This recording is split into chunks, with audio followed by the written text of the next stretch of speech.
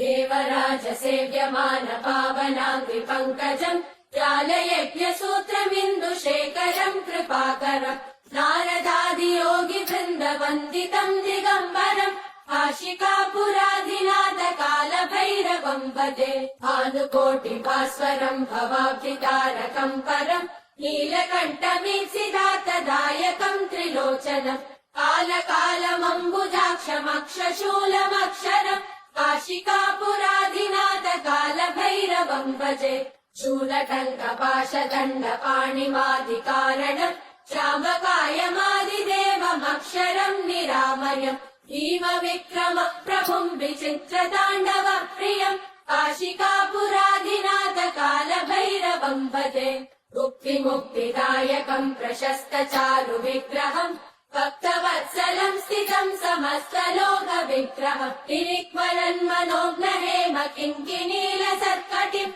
काशिकापुराधिनाथकालभैरवम् भजे धर्मसेतुपालकम् त्वधर्ममार्गनाशकम् कर्मपाशमोचकम् सुशर्मदायकम् विभुम् स्वर्णवर्णशेषपाशशोभिताङ्गमण्डलम् काशिकापुराधिनाथकालभैरवम् भजे रत्नपादुका प्रभाविरामपादयुग्मकम् चित्यमद्वितीयमिष्टदैवतम् निरञ्जनम् मृत्युदर्पनाशनम् करालदम् श्रमोक्षणम् काशिकापुराधिनाथकालभैरवम् भजे